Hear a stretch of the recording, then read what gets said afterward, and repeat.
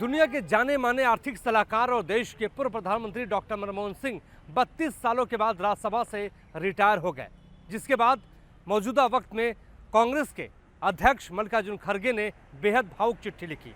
उस चिट्ठी में उन्होंने कहा कि मनमोहन सिंह साहब, आपके जाने के बाद यानी आपके रिटायर होने के बाद आपकी कमी खलेगी, आपकी ज्ञान और अनुभव की जो बात लगातार संसद के भीतर रहती थी उसकी कमी खलेगी और हम उम्मीद यही करते हैं कि आने वाले वक्त में आप जनता की आवाज़ उसी तरीके से उठाते रहेंगे जैसे आप पहले उठाते रहे हैं।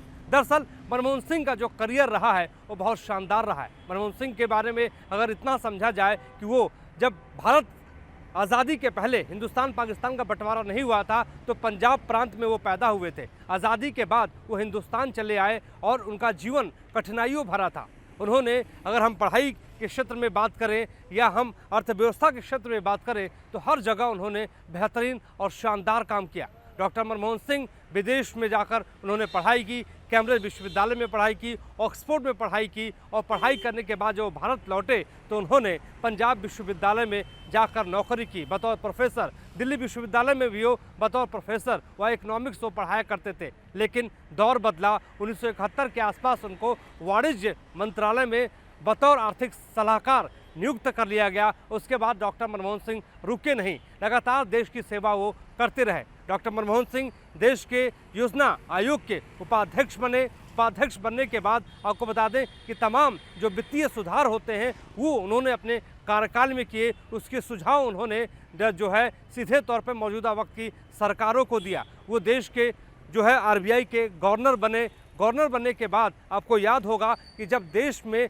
आर्थिक संकट था, जब उदारीकरण की ज़रूरत थी, तो वो पूर्व प्रधानमंत्री पीवी नरसिम्हा राव के वक्त में वित्त मंत्री थे और उन्हीं की देखरेख में, उन्हीं के ही सुझाव पर देश में उदारीकरण लागू किया गया। और देश में आप देख सकते हैं कि जो मौजूदा वक्त में जीडीपी के माध्यम से विकास दर हो या हिंदुस्तान के भीतर जो है प्राइवेट कंपनियों को किस रूप में, किस तरीके से लगाया जाए, किस तरीके से उनके माध्यम से रोजगार उत्पन्न किया जाए, इस सारी की सारी चीज़ें जो है उदारीकरण के दौरान शुरू हुई थी। और उस वक्त वित्त मंत्री कोई और नहीं बल्कि डॉक्टर मनमोहन सिंह थे। डॉक्टर मनमोहन सिंह यही नहीं रुके बल्कि देश की तरक्की में लगातार वो अपनी आहुति देते रहे। और 2004 की अगर हम बात करें तो वो देश के जो है प्रधानमंत्री बने। और जवाहरलाल नेहरू के बाद 2009 की बात हम कर लें तो जवाहरलाल नेहरू के बाद वो इकलौते कांग्रेसी प्रधानमंत्री थे जो दोबारा उनको प्रधानमंत्री चुना गया। और उनके 10 साल के कार्यकाल में बहुत शानदार काम उन्होंने किया। चाहे हम उस वक्त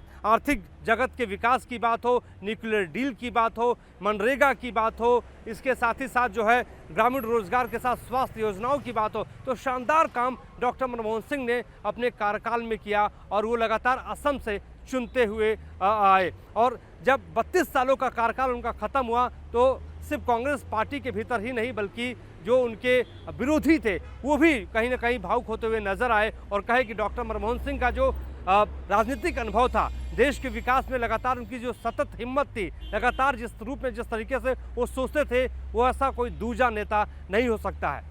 आज मनमोहन सिंह राज्यसभा से भले रिटायर हो गए हो, लेकिन लगातार पठन पाठन में उनका काम चलता रहता है। लगातार वो अर्थव्यवस्था के क्षेत्र में काम करते हुए नजर आते हैं। 10 सालों के दौरान जब वो प्रधानमंत्री थे तो उस वक्त जिस तरीके से काम किया गया, जिस तरीके से जो है उन पर तमाम तरीके के आरोप लगाए गए, लेकिन उन आरोपों से कभी वो जो है हिले नहीं, डिगे नहीं, लगातार अपने कार्य को वो आगे बढ़ाते रहे। आपको ये भी हम बताते चले कि जब सदन के भीतर कई मौक़ों पे जब चर्चा होता था तो डॉक्टर मनमोहन सिंह बीमार होने के बावजूद वो सदन के भीतर व्हील चेयर पर पहुँचते हुए नजर आते थे और अपनी बात को रखते हुए नजर आते थे। जिस तरीके से आज मल्लिकार्जुन खड़गे ने डॉक्टर मनमोहन सिंह के बारे में कहा है तो निश्चित तौर पे कहीं ना कहीं उनकी बातों को जो है दूसरे दलों के नेता भी उनकी बातों से सहमत होते हुए नजर आते हैं और कहते हैं कि हाँ, भले ही आज डॉक्टर मनमोहन सिंह संसद के भीतर न दिखाई दे, लेकिन उनके अनुभव, उनके किए गए कार्य हमेशा याद किए जाएंगे।